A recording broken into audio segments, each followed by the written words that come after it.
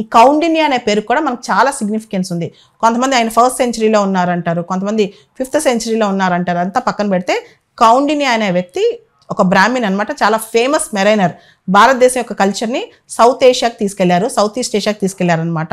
అదేవిధంగా ఈ షిప్ మొత్తం కూడా ఒక ప్రాపర్ మన ట్రెడిషనల్ మ్యారిటైమ్ కల్చర్ కానీ ట్రెడిషన్ తెలిపే విధంగా జామెట్రికల్ మెథడ్స్లో, ప్రాపర్ సెయిలింగ్స్తో, రకరకాల మెథడ్స్లో ఉందన్నమాట.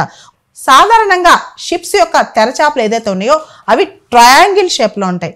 కానీ ఐఎన్ఎస్ కౌండిన్య యొక్క తెరచాప ఏమో స్క్వేర్ షేప్లో ఉందన్నమాట. దాని మీద కూడా రకరకాల ఇండియన్ సింబల్స్ గుర్తులు పెట్టారు. దాంతోపాటు ఐఎన్ఎస్ కౌండిన్య యొక్క తెడ్డు కర కూడా చాలా ట్రెడిషనల్గా చేశారనమాట.